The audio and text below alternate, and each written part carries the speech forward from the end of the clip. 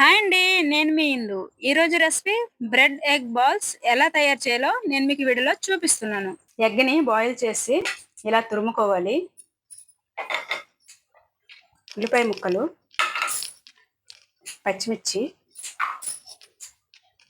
Carrot, కరివేపాకు, కొత్తిమీర, బియ్యపిండి, 2 స్పూన్ల శనగపిండి, కొద్దిగా గరం మసాలా,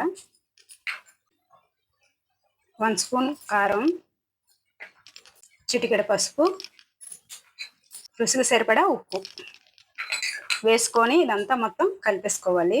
ఉండలు చుట్టుకొని ప్లేట్లో పెట్టుకోవాలి. బ్రెడ్ తీసుకొని ఇలా పౌడర్లో చేసుకోవాలి. తీసుకొని ఇలా కలిపేసుకొని ఉంచుకోవాలి.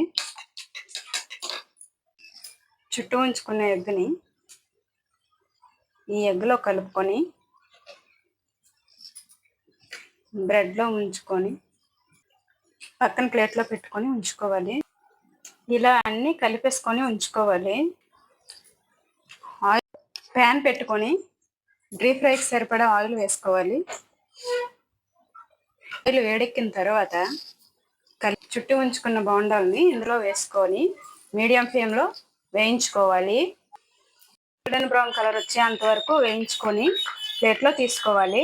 ఏమండి, ఇదిగో మీకోసం వేడివేడిగా రెడీ చేసా bread egg balls.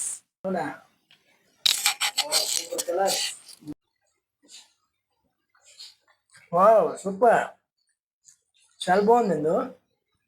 Thank you అండి. సూపర్ ఉంది.